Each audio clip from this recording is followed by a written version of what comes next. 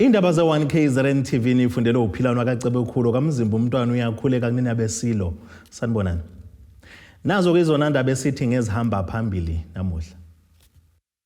Isilo Sihambele Abakhahlanyezwe Izikhukhula. Namuhla kuphela unyaka uZuma azinikela ejele. Abamalolo baziqhelelanisa nokuvala komgwaqo empangeni. Isilo umisuzulu kaZwelithini uhambele indawo yaseNazaretha ePinetown eThekwini KwaZulu-Natal nalapho eyobheka khona ke isimo sabantu abahlalisa amahholo akhele le ndawo. Uhambo lwakhe luza ngemuva kubeke wahambela kuyona le ndawo ngesikhathi ke sifundazwe kade ke sihlaselwe ke izikhukhula nezashiya ke imindeni eminingi seledengwane.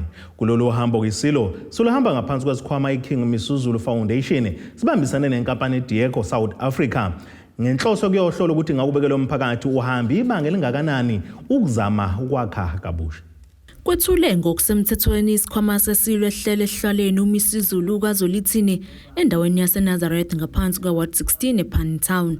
Ungangezo lakhe unyathela kwesibili kule ndawo nalapho ke ehamba ngokulekelela umphakathi wakule ndawo okhahlanyezwe ke Izikhukhula.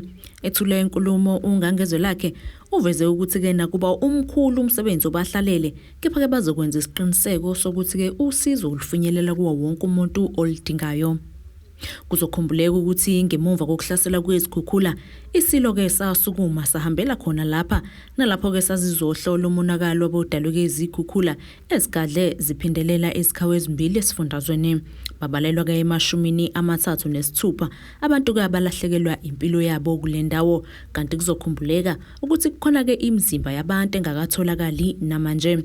Isilo sincomeke kakhulu ke osomabhizinisi kanye nomphakathi ngokwenza isiqiniseko sokufaka ke isandla kulabo abebedinga usizo.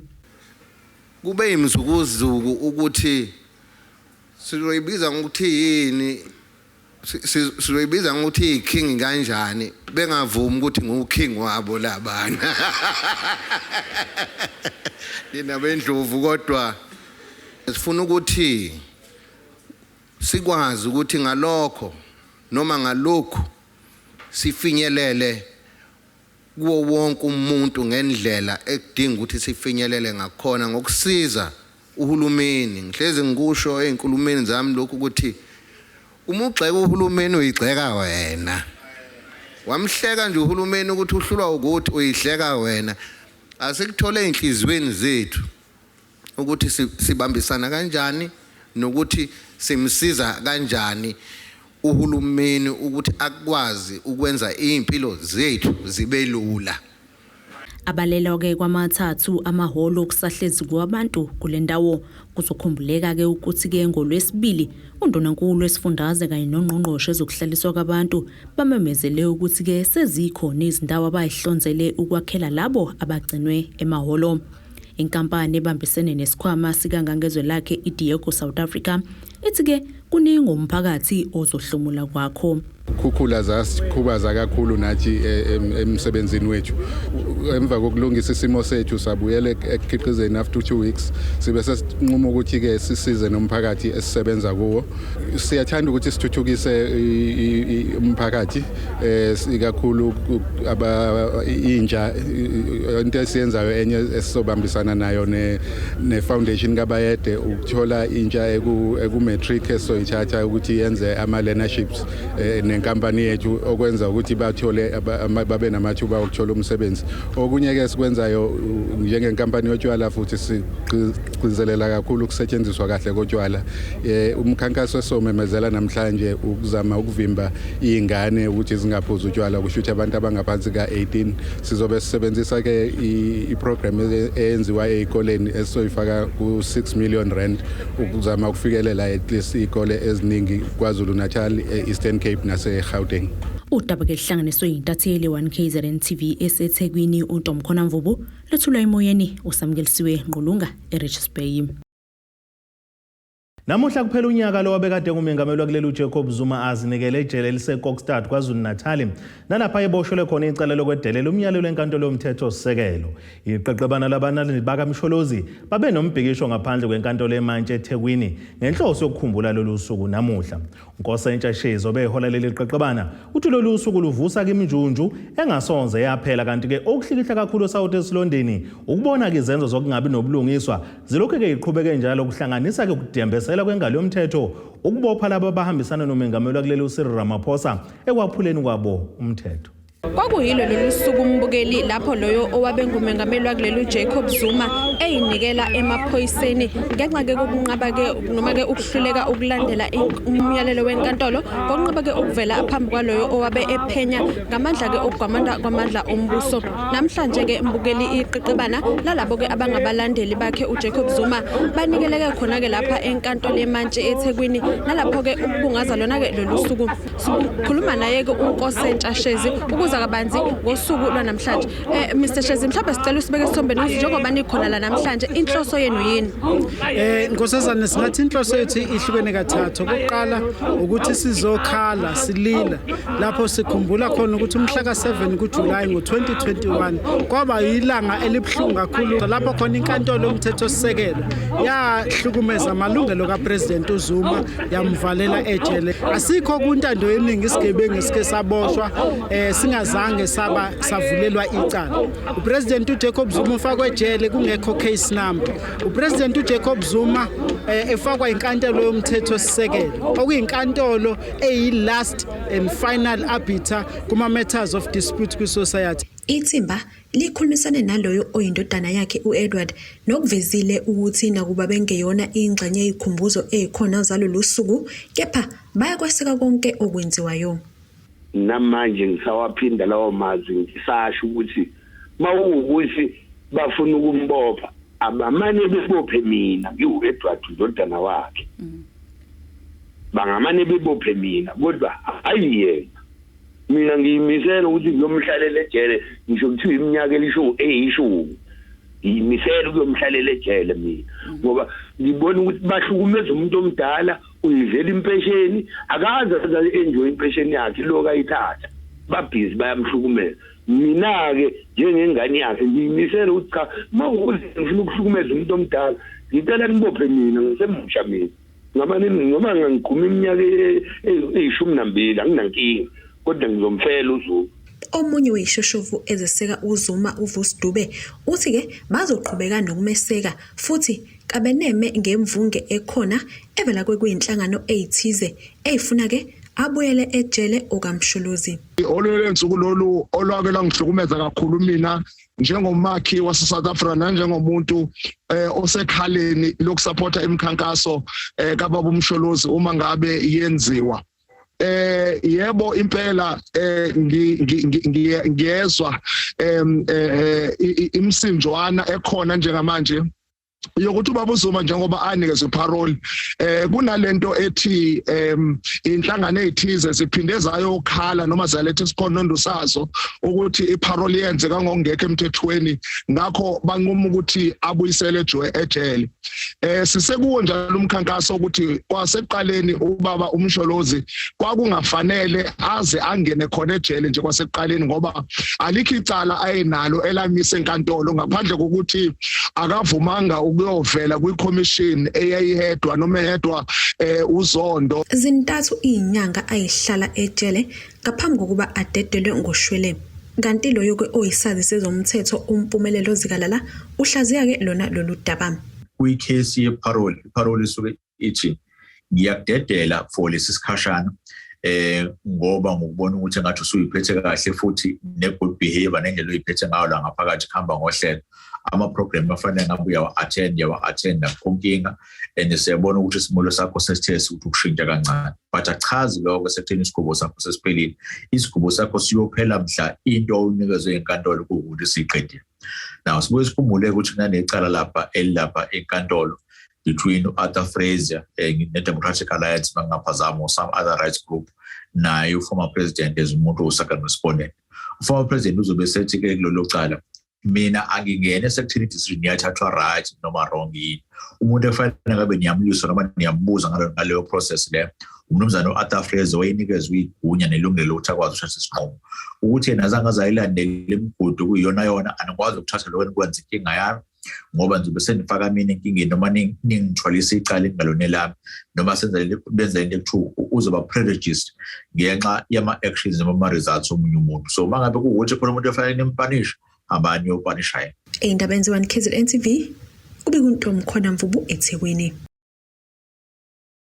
Lo khuluma namaphoyisa asesifundeni eKingcetshwayo enyakatho KwaZulu-Natal uKapteni uSiyanda Shangaze uthi amaphoyisa aseyithende nzaba abalisa abangaziwa abaphoqa abashayeli bamaloli ukuba bavale ngawo kumgwaqo eyahlukene phakathi kwempangeni neRichards Bay namuhla ekseni. Ukuhamba kwezimoto emgwaqeni onguthela N2 kanye no-R34 ohlangana noJohn Ross Highway kuye kwaphazamiseka cishe isikhathi esingaphezulu kwehora namuhla ekseni.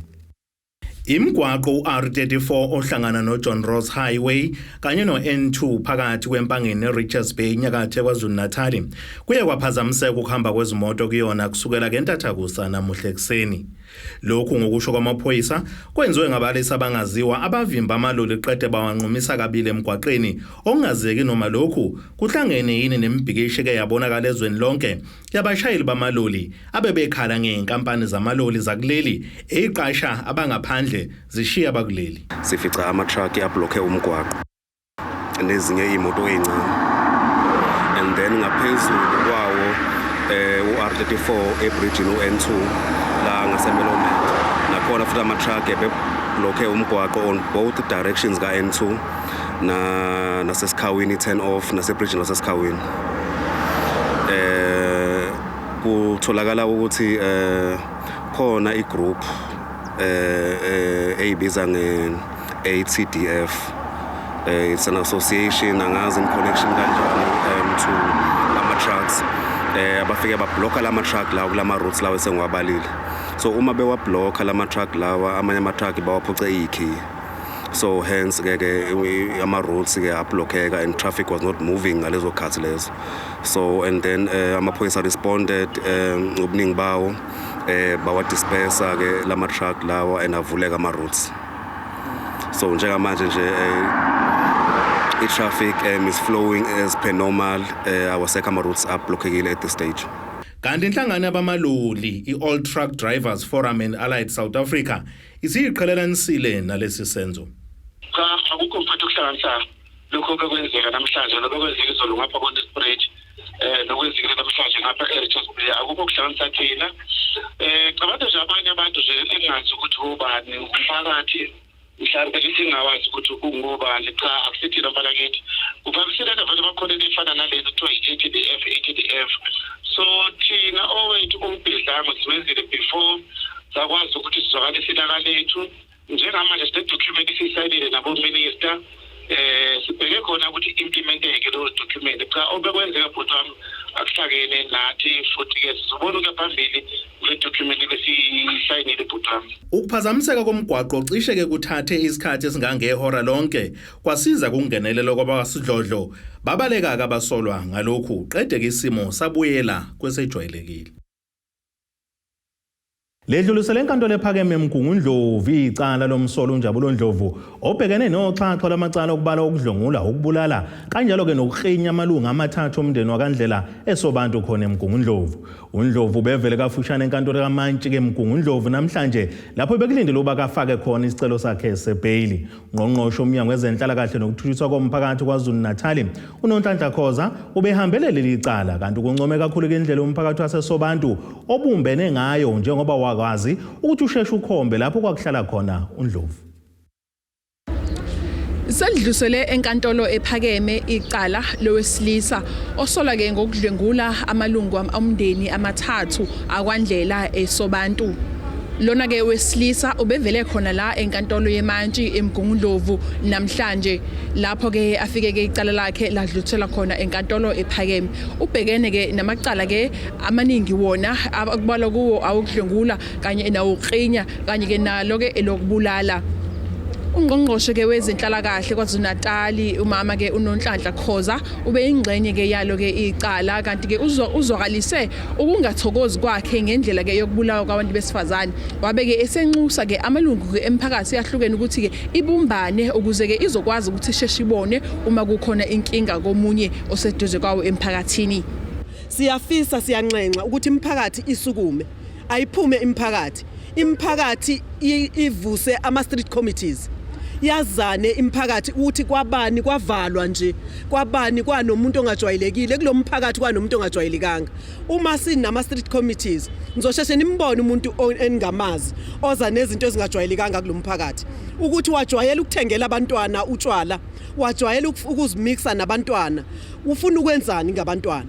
Ukhoza ubeke esenxusa abantu besilisa ukuthi ke babambe iqhaza kube yibona ke ababa ngaphambili ekulweni kanye nalesihlava sokuhlukunyezwa kwabantu besifazane kanye nazo izingane. Yawuncoma umphakathi wasesobantu into engiyincomela kuona unjabulo ubaziwa ukuthi uhlala lapha ya kodwa bawuthathelanga umthetho ezandleni zabo bafise ukuthi umthetho awuthatha indima yawo namanje ke siyafisa ukuthi futhi siyabona nje ukuthi umthetho uzodlala indima yawo sithi nje amaphaphu phansi emphakathini wasesobantu nathi suhulumeni waKwaZulu-Natal sikanye nani sikhathele lezigameko ikakhulu esikujabulelayo amaphoyisa swiftly akwazile ukumbopha namanje behind bars kodwa sithi akazi uyithola ngempela ibail siyaphinda lelo ababulala abafana nabo abayideserve ibail. Ilungu lomndeni wakwaNdlela nalo ke ebeliyingxenye yalo ke icala namhlanje la enkantolo eMantshi eMgungundlovu lizwakalise ke ukubonga kakhulu ke nalo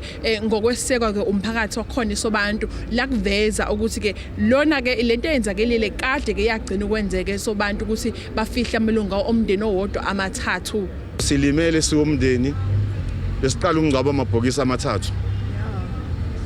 Mina ke esobani ngayigcina ngekhathi zobandlululo le yanto ne zodlame akuyona into ebisiyenzeka yenzekile ke siyawubonga umndeni wasesobantu umphakathi siyawubonga futhi amaphoyisa asikusho lokho ngoba yiza amaphoyisa enabo ubugebengu futhi bakhona kade sifuna ukwenza ubugebengu ecaleni lalomfana siyakubonga ukuthi kusana amaphoyisa njengalawa aphethelele icala amaphoyisa kwazi ukuthi ngempela enza ubulungiswa ame nje noma sekukhona abantu abazama ukuthi ba-influence indlela amaphoyisa asebenza ngayo abamile labaseshi amile lamaphoyisa nako futhi esifuna ukucacisa ukuthi yini indaba ebekwe Mountain Rise basitshelile ukuthi yini indaba. Kanti ke mbukeli icala lizobuyela khona la eMgungundlovu ke kodwa ke enkantolo ephakeme eMgungundlovu lapho ke kulindeleke khona ukuthi ke umsolwa uNjabulo Ndlovu aqhubeke ke afake isicelo sakhe sebail njengamanje ke ubuyele khona ke esitokisini sase station samaphoyisa eMountain Rise.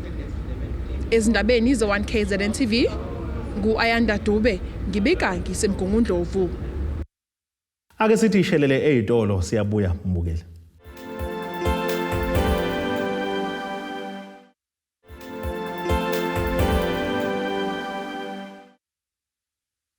Asibonge siphinde sinamukele nabesilo nazo kuyizona indaba esithi ngezihamba phambili namuhla. Isilo Sihambele Abakhahlanyezwe Izikhukhula. Namuhla kuphela unyaka uZuma azinikela ejele. Abamalolo baziqhelelanisa nokuvala komgwaqo empangeni. Kuhla ngamantombazanyana amabili aneminyaka eyishumi-nane adabuka esifundazweni Eastern Cape abeshushumbisiwe alethwa kulesifundazwe saKwaZulu-Natal ezokanselwa ke imdodovu yamakhehla aneminyaka engama-69 69 yobudala. Okhulumela umnyango wezokuthuthukiswa komphakathi umhlaba memela uthi omunye umama olamantombazana wathembisela amakhehla ukuthi uzolitholela indlu yokugugela. Kwistatement esithunyelwe umhlaba uthi ke kusiza omakhelwane okuyibona ababonela amantombazana ehlala ke nalamakhehla epheka ewasha enza nayo yonke nje imisebenzi yasendlini maqede ke babe sebehlaba umkhosi. Okhulumela umnyango wezokuthuthukiswa komphakathi esifundazweni KwaZulu-Natal umhlaba memela uthi kusiza omakhelwane okuyibona abahlaba umkhosi babikela amaphoyisa ngesimo samantombazana amabili aneminyaka eyi-14 abaganiselwa amakhehla aneminyaka engama-69.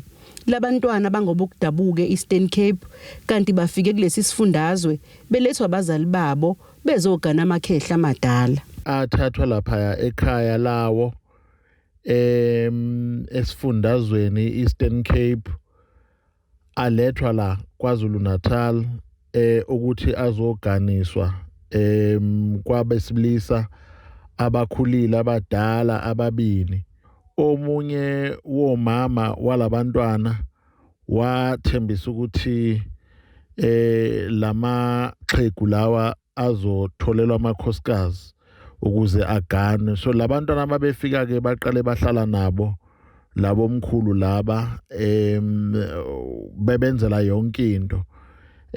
Okutheka amalungu omphakathi mekubona lokho abesehlaba umkhosi athinta umnyango namaphoyisa.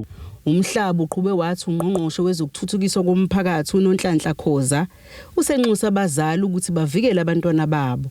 Wanxusa amaphoyisa ukuthi asebenze ngokuzikhandla ukubamba umsolo obalekile nokusola ukuthi ubezitika ngenye yamantombazane ngocansi. Ungqongqoshe ke wezokuthuthukiswa komphakathi KwaZulu Natal umama uNonhlanhla Khoza usenxusa kakhulu abazali ukuthi abahambe phambili kube yibo abavikela abantwana babo. Angabi yibo abathengisa ngabantwana bathi abantwana bayoganiswa ngoba akekho umntwana ongathatha ilungelo lakhe oneminyaka nje engu14 kuthiwe uyoganiswa. Izigameko ke lezi esizikhuza kakhulu singumnyango sithi abantu bakithi abake baqaphele bangavumeli ukuthi kuxhashazwe abantwana. Siyafisa nje ukuthi umthetho ulibhekisise lolu daba ukuqinisekisa ukuthi labantu abafana nalabo basusa emphakathini yethu.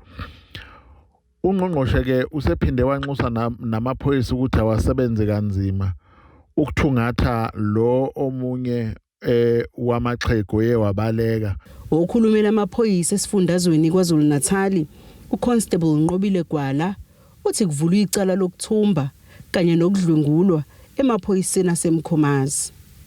I-FCS unit yasemlazi iphenya amacala amabili le-abduction le-rape avulwa lapha e-police station eMkhomazi. Abasola ababili oneminyaka ewu-44 nona-69 baboshwa bathatshwa ngawo amacala babethinteka kuwona. Umsola-ke wesithathu-ke ubengakabanjwa yena amaphoyisa asaphansi phezulu ayamthungatha. Abasola bavelile enkantolo kamantshi yase-Scottburgh ngomsombuluko. Abasolwa kulindeleke ukuthi baphinde bavele enkantolo yase-Scottburgh mhla ziyisishiyagalombili kuNtulikazi kulonyaka. Ezindabeni ze1KZNTV kube kuzamando sicele. Ikhokhasi ye-IFP kwisifunda uMkhanyakude enyakatho KwaZulu Natal ithi izokwenza umhlangano womphakathi ukuze izonikeza ke incazelo ngeyinkinga ababhekene ke nazo kumasipala wakuleya ndawo eyithinta umbango phakathi kwe-ANC ne-IFP ukuze kubeke imanje akwazi ukuthi yona yiphi inkunzi ekhonya uphakathi kwalamaqembu amabili okugcina ke kuphazamisa nokuphasiswa kwesabelo mali sonyaka u2022-2023. Lokhu ke kwavela ke ngesikhathi ke kuqhubeka isithangamisa bezindaba ebesibanjele eThekwini. Zilokhu iqhubeke njalo inkinga zokungacaci mayelana nokuthi ibapha kumele basingathe uMkhanyakude njengoba lokhu kuqhubeka ukufaka nezinkantolo nanjengoba sekuqala unyaka wezimali omusha kulomkhandlu akukho okusaphasile. Sinayeke la uDeputy Mayor esifisa ukuthola kuyena isithangamisa bezindaba kade besibizwa usuku namhlanje la khona bethi bazocacisa lo mphakathi mayelana nokuthi kwenzakalani kubantu ababavotela. Deputy Mayor siyakubingelela kwisithangami sabezindaba kade nisibizile osukwini namhlanje nikagula amagama athinta umama nomsadube Ncube osengungqongqoshe wezezimali niphinde nikagule igama lekaNgqongqoshe ozokubusa ngokubambisana nezindaba zomdabu umnumzane uSipho Hlomuka ngokuthi ibona banesandla ngokwenzelela ekutheni kugcine ngazeke ukuthi kwenzakalani ngomkhanyakude kanjalo uNasomtuba nisolani kuloko enikushoyo ngabe khona izinto eseniyibonile oyenobufakazi eziphathekayo mayelana nalokho enikushoyo. Msakazi asibonge nje ukunikolela ithuba sibonga ithuba lokucacisela ke ababukeli be1KZN. Iqiniso lithi sinazo impela insolo esinazo ukusola labo ngqongqoshe ababili babalayo oku MEC uNomsadube kanye no MEC uHlomuka. Deputy Mayor ngaphambi kokuthi sifike lapho lento mangabe uyichaza between uANC noIFP eMtuba nasemkhanyakude nisolani kulento. Sisola bona ukuthi bafuna ukungungumezela ngoba sesiyibonile inkohlakalo yabo abayenza kumasipala wasemkhanyakude nasemtuba banamathenda kulebo masipala abawa award wrong abasaba ukuthi IFP mayithatha amandla njengoba ivotelwe abantu izophenya ifike ngqo kuma route enkohlakalo yabo la khona OMEC be involve ngokwezinsolo zethu ngoba uzokhumbula ukuthi kuke kwaba khona uadministrator uMambandwane kudala okwathi mayisephenya ngalamapipe aquve ejozini amanzi okufanele ngabasebenza kwathi ngamapipe kwathi uadministrator uNdwandwe efika oqala esephenya uMEC uNomsadube wamremove kwakuseyena uMEC ngaleso sikhathi sesigoqa sekuphele u8 months nikhethiwe abantu benivotele njengamanje sekunyanga kaJuly kuqale unyaka imala wezinyaka omusha oku2022 2023 nithini kubantu basemkhanyakude bantu basemkhanyakude sithi siwu-IFP sisebenza silali namhlanje sibize isithangamisa beindaba sizotshela izwe sizotshela beindaba sizo-expose inkohlakalo eyenziwa ukhongolose nongqongqoshe bakhe komasipala okufanele ngabe long time ago baphethwe u-IFP. Siyabonga baba. Thokoza kakhulu, sithokoza kakhulu. Deputy Mayor Mnumzane Mkhwanazi chaza indaba yasemkhanyakude emva ukuthi kade bebize isithangamisa bezindaba bezochaza mayelana nenkinga eyibhekene nalomkhandlu njengoba suke inyanga yokuthi kuqale unyaka wezimali omusha lomkhandlu ubhekene nokuthi ibudget kuze kube manje ayiphasisiwe njengoba kuveza ukuthi nango August kuyaphindelwa enkantolo kude boHosbisi eThekwini. Sisaya eyitolo umbukeli siyabuya nezinye izindaba zethu.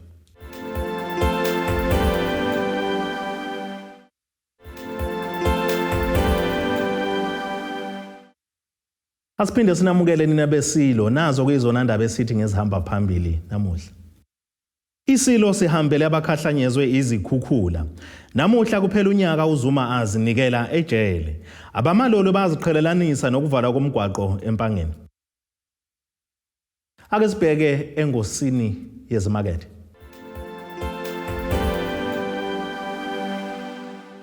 Iranda kuleli bizo R16.73 kuyidola laseMelika libe ngu19.98 kupondo waseBrithani libe ngu17.10 uma liqhathaniswa neeuro yaseEurope njengegolide ime $1,746.01 ounce kuthi intengo oil ongahluziwe yona ube $100.69 umphongolo.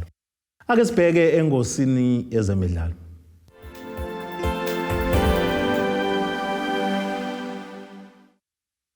Iqembu leSuperSport United amatsatsatsa aPitori selimemezela uGavin Hunt njengomqeqeshi walo omusha ulandela ukukhonjwa ngendlela kobe eqeqesha leli qembu ngaphambilini uKeitano Tembo.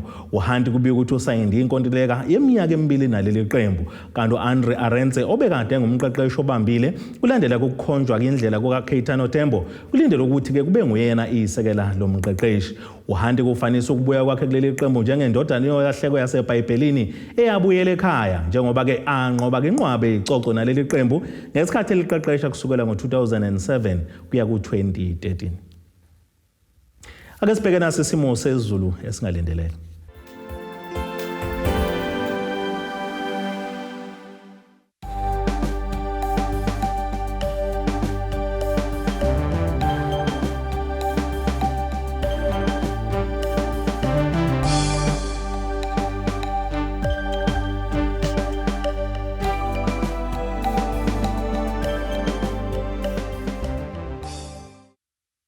Nina bomlilo othathu oshisa ikhotha zasedlebe kokosha neyisemabedlana siyagoqa bese iphaka namuhla kuze kube ngokuzayo khulu.